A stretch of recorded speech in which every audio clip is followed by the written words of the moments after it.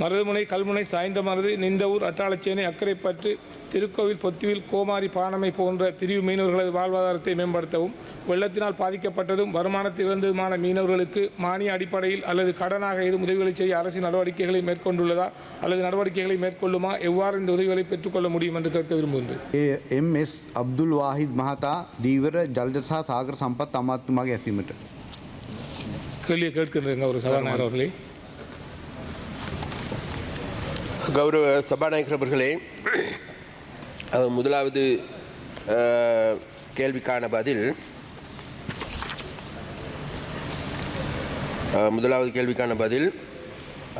சுற்றுலா பயணிகளும் கடற்தொழிலாளர்களும் ஒரே கடற்கரை பகுதியை பயன்படுத்தினாலும் தற்போது பிரதேசத்தில் சுற்றுலா பயணிகளுக்காக உணவுக்காக சிறிய வீடுகள் மற்றும் சிற்றுண்டி சாலைகள் போன்ற பெருமளவிலான பல்வேறு அசௌகரியங்களை ஏற்படுத்தியிருக்கின்றது என்பது எல்லோருக்குமே நல்ல முறையில் தெரிந்த விடயம் இந்த பிரதேசத்தில். அதனால் அவை சம்பந்தமாக கூடுதலான கவனத்தை செலுத்த வேண்டிய தேவையும் இருக்கின்றது. ஒன்று. இரண்டாவது, மேலே குறிப்பிடப்பட்டுள்ள சூழ்நிலையின் அடிப்படையில் மீன்பிடி இறங்கு துறையை வேறொரு இடத்திற்கு மாற்ற தீர்மானிக்கப்பட்டுள்ளது. எனினும் அதற்கான மிகவும் பொருத்தமான இடத்தை தேர்ந்தெடுக்க வேண்டியுள்ளது. அதற்கமைய முன்னெடுக்கப்பட்ட கள ஆய்வுகளின் ஊடாக இதற்காக குடாக்கள்ளி பிரதேசம் பொருத்தமான இடமாக இனங்காணப்பட்டுள்ளதுடன் கடற்கரை மற்றும் நீரியல் வளங்கள் திணைக்களத்தினால் நடாத்தப்பட்ட கலந்துரையாடலின் இவ்விடயம் பொருத்தமானது என தீர்மானிக்கப்பட்டது. இருப்பினும் இது தொடர்பாக இது குறித்து சாத்தியக்கூறு ஆய்வை மேற்கொள்வதற்கான நடவடிக்கை எடுக்கப்பட்டிருக்கின்றது. ஒன்று. அதேபோன்று உத்தேச இறங்குத்துறைக்கான நுழை பாதை என்பது பொத்துவில் பாணமை பிரதான வீதியிலிருந்து கள்ளி வயல் நிலங்களில் ஊடாக அமைக்கப்பட வேண்டும். இவ்வீதியில் நீளம் சுமார் 2.5 கிலோமீட்டர் ஆகும். இதில் ஒரு பகுதி 1.5 கிலோமீட்டர் தற்போது வயல் நிலங்களுக்கு நடுவே அமைக்கப்பட்டுள்ளது. இந்த இறங்குத்துறையை நிறுவுவதற்கும் அதன் உட்கட்டமைப்பு வசதிகளை உருவாக்குவதற்கும் போதுமான நிலங்களை கையகப்படுத்த வேண்டியுள்ளது. அரசாங்கத்தின் மதிப்பீட்டுக்கு அமைய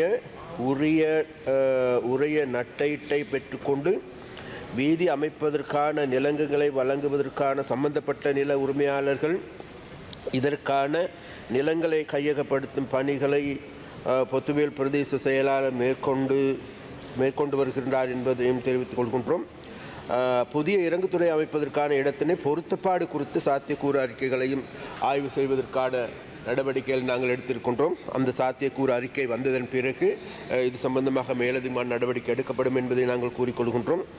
அதே போன்று மூன்றாவதாக நீங்கள் கேட்டிருக்க அருகம்பை, ரொட்டை, ஆரம் நகர் மற்றும் கோமாரி பிரதேசங்களில் உள்ளடங்கும் வகையில் கலப்புக்கள் அபிவிருத்தி செய்வதற்கான நடவடிக்கைகள் மேற்கொள்ளப்படுமா என்பதை கேட்டிருக்கின்றீர்கள். இதன்போது தற்போது அருகம்பே கலப்புடன் தொடர்புடைய பிரதேசத்தின் உள்ளடக்கி கலப்பு அபிவிருத்திக்காக சாத்தியக்கூறு ஆய்வு ஒன்று மேற்கொள்ளப்பட்டு வருகின்றது. அருகம்பை கலப்பை ஆழமாக்குவது தொடர்பாக சமுத்திர சூழல் பாதுகாப்பு அதிகார சபையிடமிருந்து பெறப்பட வேண்டிய கலப்பை ஆழமாக்கும் போது வெளியேற்றப்படும் கழிவுகளை கடலில் கொட்டுவதற்கான அனுமதி பத்திரத்தை பெறுவதற்கும் தேவையான நடவடிக்கைகள் எடுக்கப்பட்டுள்ளன. கலப்பு அபிவிருத்தி பணியின் கீழ் அருகம்பே கலப்பில் எல்லைகளை அடையாளப்படுத்துவதற்காக அதாவது 1048 எல்லை தூண்கள் உற்பத்தி செய்யப்பட்டுள்ளன. அதில் 1048 தூண்களில் 420 தூண்கள் நடும் பணிகள் நிறைவடைந்துள்ள போதிலும் எல்லை தூண்கள் தற்போது அமைப்பதற்காக இருக்கின்ற பிரச்சனை சம்பந்தமாக தற்பொழுது அது நிறுத்த வேண்டியுள்ளது. எனவே கலப்பின் எல்லைகளை அடையாளப்படுத்துகின்ற நடவடிக்கை கடற்தொழில் திணைக்களம் விடுத்த வேண்டுகோளுக்கு இணங்க நில அளவை திணைக்களமும் உடன்பட்டு இதன் சம்பந்தமாக மேற்கொண்டு வருகின்றது. இது சம்பந்தமாக உங்களுக்கு நன்றாக தெரியும் என்று நினைக்கின்றேன். அதே போன்று மேலும் அருகம்பை கலப்பின் மீன் குஞ்சுகள் இருப்பு செய்யும் பணிகள் தேசிய நீரியல் வளங்கள் ஆராய்ச்சி நிறுவனம் முன்னெடுத்து வருகின்றது என்பது உங்களுக்கு நன்றாக தெரியும். அதே போன்று ஆரம் நகர் கோமாரி ஆகிய பகுதிகளின் அபிவிருத்தி குறித்து தகவல்களை கண்டறிந்து எதிர்காலத்தில் தேவையான நடவடிக்கைகளை எடுப்பதற்கு ஏதுவான செயற்பாடுகளை நாங்கள் முன்னெடுக்கின்றோம் என்று உங்களுக்கு நாங்கள் தெரியப்படுத்துகின்றோம். இறுதியாக நீங்கள் 5ஆவதாக கேட்டிருக்கின்ற கேள்விதான் விசேடமாக சீன குடியரசு நிதி உதவியின் கீழ் இலங்கை அரசாங்கத்தின் 500 மில்லியன் ரூபாய் பெறுமதியான 75,000 மீன்பிடி வலைகள் நன்கொடையாக வழங்கப்பட்டன.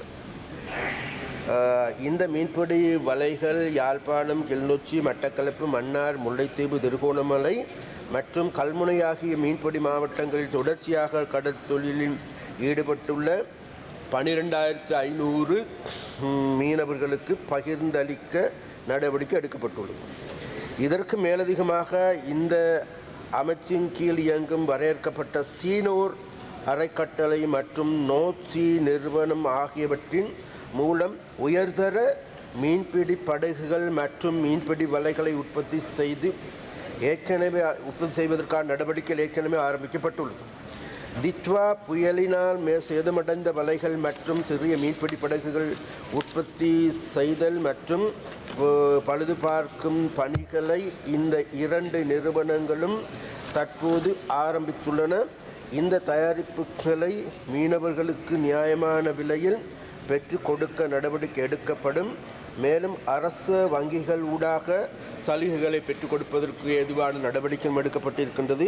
அந்த வகையில் இந்த தித்வா புயலின் பாதிக்கப்பட்ட படகுகள் உள்ளிட்ட வலைகளை அனைத்தையும் பெற்றுக் கொடுப்பதற்கு அதற்கான பொறிமுறைகள் நாங்கள் தயாரிக்கப்பட்டிருக்கின்றது என்பதை உங்களுக்கு தெரிவித்துக் கொள்கின்றேன். இறுதியாக ஏற்புடையது அல்ல.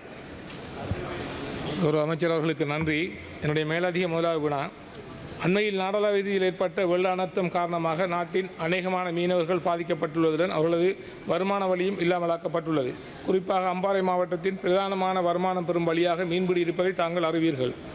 மருதமுனை, கல்முனை, சாய்ந்தமருது, நிந்தவூர், அட்டாளச்சேனை, அக்கரைப்பற்று, திருக்கோவில், பொத்துவில், கோமாரி, பாணமை போன்ற பிரிவு மீனவர்களது வாழ்வாதாரத்தை மேம்படுத்தவும், வெள்ளத்தினால் பாதிக்கப்பட்டதும் வருமானத்தை இழந்ததுமான மீனவர்களுக்கு மானிய அடிப்படையில் அல்லது கடனாக ஏதும் உதவிகளை செய்ய அரசின் நடவடிக்கைகளை மேற்கொண்டுள்ளதா அல்லது நடவடிக்கைகளை மேற்கொள்ளுமா, எவ்வாறு இந்த உதவிகளை பெற்றுக்கொள்ள முடியும் என்று கேட்க விரும்புகின்றேன்.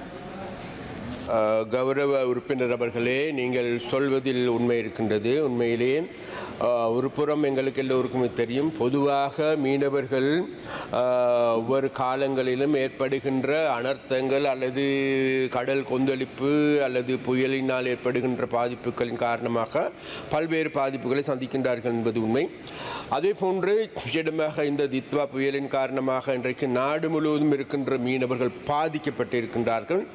அந்த பாதிப்பின் பொழுது நாங்கள் மிக தெளிவாக, நான் கடல் தொழில் அமைச்சர் என்ற வகையிலும் கூட, அதாவது தித்வா புயலில் பாதிக்கப்பட்டிருக்கின்ற அனைத்து மீனவர்களுக்கும் அல்லது கடற்தொழிலாளர்களுக்கும் அவர்கள் இருக்கின்ற பிரதேசங்களில் பிரதேச செயலாளர் மூலமாக கிடைக்க வேண்டிய அனைத்து உதவிகளையும் பெற்றுக் கொடுப்பதற்கு ஏதுவான நடவடிக்கை எடுக்கும்படி நாங்கள் உத்தரவிட்டும் இருக்கின்றோம். அதே போன்று அதற்கான நடவடிக்கைகளும் எடுத்திருக்கின்றோம்.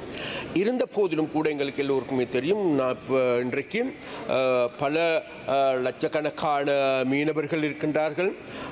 அவர்கள் அனைவருக்கும் இது சம்பந்தமான உதவிகள் செய்ய வேண்டுமா என்பது சம்பந்தமாக பிரச்சனை இருக்கின்றது. இருந்த போதிலும் கூட நாங்கள் இந்த பிரச்சனையின் பொழுது கூடுதலாக பாதிக்கப்பட்டிருக்கின்ற மாவட்டங்களுக்கு கூடுதலான கவனத்தை செலுத்தி இருக்கின்றோம். அந்த வகையில் விசேடமாக மன்னார் மாவட்டத்திற்கு நாங்கள் கூடுதலான கவனத்தை செலுத்தி இருக்கின்றோம். அதே போன்று பாதிக்கப்பட்ட பிரதேசங்களுக்கு நாங்கள் கூடுதலான கவனத்தை செலுத்தி இருக்கின்றோம் என்பது இந்த இடத்தில் நான் கூறிக்கொள்ள விரும்புகின்றேன். ஒரு அமைச்சர் அவர்களுக்கு நன்றி. என்னுடைய 2வது மேலதிக வினா, 2024 11 26ஆம் தேதி நாட்டில் ஏற்பட்ட மினி சூறாவளி காரணமாக பொத்துவில் பிரதேச பிரிவில் பாதிக்கப்பட்ட மீனவர்களான அப்துல் ரவுஃப், மீரா மொஹிதீன், தௌஃபிக், நிசார், கையூம், முகமது லபை, அப்துல் மனாஃப், தஸ்லீம், நாவூர் பிச்சை, சேவுத்தம்பி, ஃபாரூக், ரிஹான், சுபைர் ஏசி மிராமுதீன் என்பவர்களது 13 படகுகள் இல்லாமல் போனதுடன் 2 படகுகள் மட்டும் இயந்திரம் இழக்கப்பட்ட நிலைமையில் கரைக்கு வந்தன. 4 படகுகள் உடைந்த நிலையில் கரை ஒதுங்கின. தலா 9 லட்சம் தொடக்கம் 20 லட்சம் வரையான சேதங்கள் மதிப்பிடப்பட்டன. ஆனால் இன்று வரைக்கும் எதிரமான நஷ்டஈட்டு கொடுப்பனவுகளும் மீனவர்களுக்கு வழங்கப்படவில்லை. மீன்பிடி பிரதி அமைச்சர் அவர்களும் அதிகாரிகளும் நேரிலே வந்து பார்வையிட்டு சென்றார்கள். எந்தவிதமான பயனும் கிடைக்கவில்லை. எனவே இவ்வாறு பாதிக்கப்பட்ட மீனவர்களுக்கு நஷ்டஈட்டினை வழங்க நடவடிக்கை எடுக்க முடியுமா என்பதுடன் இந்த மீனவர்களுக்கு தொழிலை ஆரம்பிக்க கடன் வசதிகளை ஏற்படுத்தி கொடுக்க அரசு நடவடிக்கை எடுக்குமா என்பதையும் கேட்க விரும்புகின்றேன். நிச்சயமாக உறுப்பினர்களே, அதாவது கடல் அனர்த்தங்களின் பொழுது பாதிக்கப்பட்ட மீனவர்கள் இருப்பார்களாக இருந்தால், அவ்வாறு பாதிக்கப்பட்டிருப்பார்களாக இருந்தால், பாதிக்கப்பட்ட படகுகள் இருக்குமாக இருந்தால், அவ்வாறு வழி தவறி சென்றவர்கள் இருப்பார்களாக இருந்தால், நிச்சயமாக எங்களுடைய அமைச்சு அவைகளுக்கான உதவிகளை, மானியங்களை, நிவாரணங்களை வழங்குவதற்கு ஏதுவான நடவடிக்கைகள் நாங்கள் எடுத்து வருவோம். இருந்த போதிலும் கூட உறுப்பினர்களை, நீங்கள் குறிப்பாக இந்த உங்களுடைய மாவட்டத்தில் இருந்த இந்த படகுகள் சம்பந்தமாகவும் அந்த மீனவர்கள் சம்பந்தமாகவும் தனியாக இது சம்பந்தமாக என்னிடம் வினவுவீர்களாக இருந்தால் இதற்கான மேலதிகமான தகவல்களையும் உங்களுக்கு நாங்கள் பெற்றுக் கொடுப்பதற்கு முடியுமாக இருக்கின்றோம் என்று கூறிக்கொள்கிறோம். ගෞරවශානී උමංගම ගරු මන්ත්‍රීතුමා අධිකරණ මන්ත්‍රීතුමා ඔබතුමා පොයින්ට් එක මොකද්ද? கௌரவ அமைச்சர்களிடம் சின்ன ஒரு வேண்டுகோள். இந்த ஜனாதிபதி வந்த நேரம் மீனவர்களுக்கு நிவாரணம் கொடுப்பதாக சொன்னார்கள். இப்பொழுது என்னென்னா பிரதேச சபையால் கொடுக்கப்பட்ட சாமான் அதுக்கு என்னன்னு சொல்லி செய்திகளை உடனுக்குடன் தெரிந்து கொள்ள உடனே சப்ஸ்கிரைப் பண்ணுங்க.